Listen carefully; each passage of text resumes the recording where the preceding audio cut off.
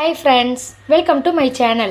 இன்னைக்கு நம்ம என்ன வீடியோ பார்க்க போறோம் அப்படினா நம்ம வந்து கோபி பராத்தா செய்யலாம். கோபி பராத்தாவுக்கு நான் வந்து கோதுமை மாவு சப்பாத்தியில தான் செய்ய போறோம். சப்பாத்தி வந்து நான் மாவு பிசைஞ்சு ரெடி பண்ணி வச்சிருக்கேன். இப்போ வந்து அதுக்குள்ள ஃபில்லிங் வைப்போம் இல்லையா, அதை வந்து நம்ம இப்போ ரெடி பண்ணலாம். நான் ஒரு காலிஃப்ளவர் வந்து ஒரு பூ வாங்கியிருக்கேன். அதை நல்லா வந்து பூச்சி இல்லாமல் எல்லாம் எடுத்துட்டு நான் வந்துட்டு அதை வந்து மிக்ஸி ஜாரில் இந்த மாதிரி போட்டு வச்சுக்கோங்க. ஒரு பெரிய வெங்காயத்தை இந்த மாதிரி பொடியாக நறுக்கி வச்சுருக்கேன். மல்லித்தலை வந்து பொடியாக நறுக்கி வச்சுருக்கேன். உப்பு 1 ஸ்பூன் எடுத்து வச்சுருக்கேன். வரமிளகாத்தூள் வந்து 1.5 ஸ்பூன் போட்டுக்கோங்க. கரம் மசாலா 1 ஸ்பூன் போட்டுக்கோங்க. ஜீரகத்தூள் 1 ஸ்பூன் போட்டுக்கோங்க. இஞ்சி பூண்டு வந்து தனியாக நீங்கள் போட்டுக்கிட்டாலும் சரி, பொடியாக நறுக்கி, இல்லைனா இஞ்சி பூண்டு பேஸ்ட் போட்டுக்கலாம். இப்போ வந்து இதெல்லாம் தேவையான பொருள். வாங்க எப்படி செய்யலாங்கிறத பார்க்கலாம்.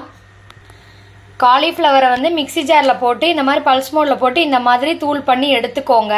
இதுக்கப்புறம் என்ன பண்ணணும் அப்படின்னா, பொடியாக நறுக்கி வச்ச வெங்காயத்தை இதில் போட்டுக்கோங்க. நல்லா ரொம்ப பொடியாகவே அரிஞ்சுக்கோங்க.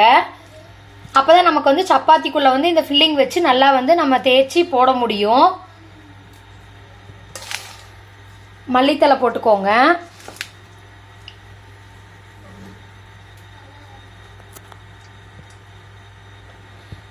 உப்பு கொஞ்சம் போட்டுக்கோங்க. இஞ்சி பூண்டு பேஸ்ட்டு கொஞ்சம் போட்டுக்கோங்க.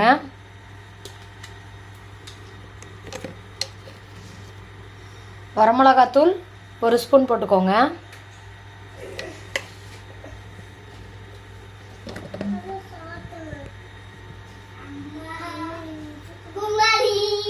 கரம் மசாலா வந்து 1 ஸ்பூன் போட்டுக்கோங்க. ஜீரகத்தூள் 1/4 ஸ்பூன் போட்டுக்கோங்க. மஞ்சத்தூள் கொஞ்சம் போட்டுக்கோங்க. இப்போ இது எல்லாமே வந்துட்டு நல்லா மிக்ஸ் பண்ணி விடுங்க. இது எல்லாமே இப்போ வந்து நல்லா மிக்ஸ் பண்ணியாச்சு. இதுக்கப்புறம் நம்ம என்ன பண்ணணும் அப்படின்னா, ஒரு வாணால் வச்சுக்கணும். வாணால் வச்சு கொஞ்சம் எண்ணெய் விட்டுக்கோங்க. எண்ணெய் விட்டு எண்ணெய் சூடானதுக்கப்புறம் இந்த நம்ம வந்து இது ரெடி பண்ணி வச்சுருக்கோம் இல்லையா, கோபி வந்து ரெடி பண்ணி வச்சுருக்கல, இதை வந்து அதில் போட்டுக்கலாம். எண்ணெய் சூடாயிருச்சு. அந்த எண்ணெயில் வந்து இதை போட்டுக்கோங்க.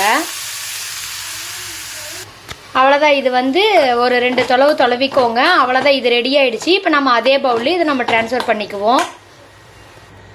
சப்பாத்தி மாவு வந்து நான் முன்னாடியே வந்து பிசைஞ்சு வச்சுட்டேன். இங்கே பாருங்கள் எவ்வளோ சாஃப்டாக இருக்குது. இந்த மாதிரி ஒரு உருண்டை எடுத்துக்கோங்க.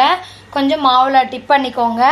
பண்ணிவிட்டு இதை வந்து நம்ம இதை ஃபஸ்ட்டு ரெடி பண்ணிவிட்டு அதுக்கப்புறம் இதுக்குள்ளே அந்த ஃபில்லிங்கை வச்சுக்கலாம். இந்த அளவுக்கு நெவுத்திக்கோங்க. இப்போ வந்து ஃபில்லிங் வச்சுக்கலாம். இங்கே பாருங்கள் நடுவில் வச்சுக்கோங்க. கொஞ்சம்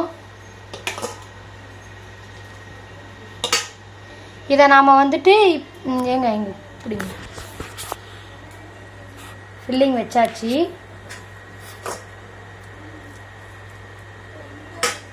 இப்போ வந்து இதை இப்படி எடுத்துக்கோங்க.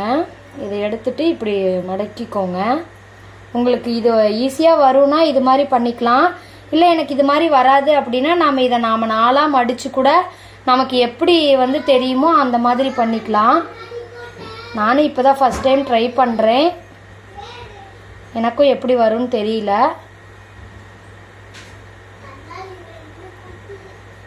இந்த மாதிரி பண்ணியிருக்கேன். எனக்கு எதுவும் தெரியல. மாவு கொஞ்சம் போட்டுக்கோங்க. இதை நல்லா இது பண்ணிக்கோங்க. இப்போ வந்து இதை தேய்ங்க மெதுவாக.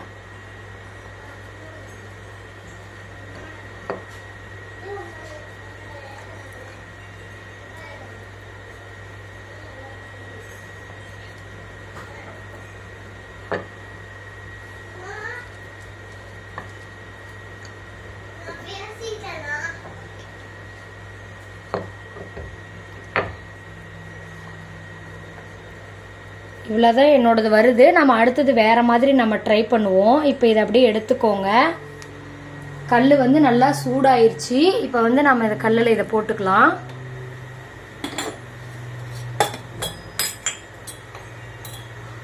கொஞ்சம் எண்ணெய் விட்டுக்கோங்க. மேலே எண்ணெய் விட்டுக்கோங்க லைட்டாக.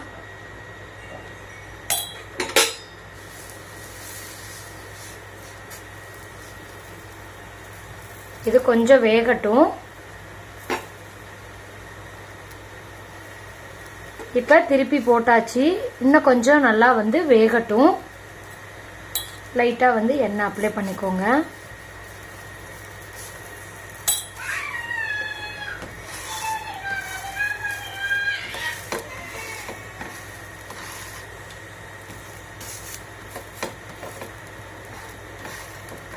ரொம்ப ஹை ஃப்ளேமில் வைக்காதீங்க, லோ ஃப்ளேம்லேயும் வைக்காதீங்க, மீடியமாக வச்சுக்கோங்க.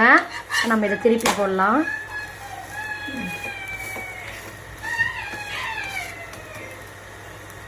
கோபி பராத்தா ரெடி ஆயிடுச்சு. இதே மாதிரி நம்ம எல்லா மாவையும் நம்ம போட்டு எடுத்துக்கலாம். இங்கே பாருங்கள், கோபி பராத்தா ரெடி.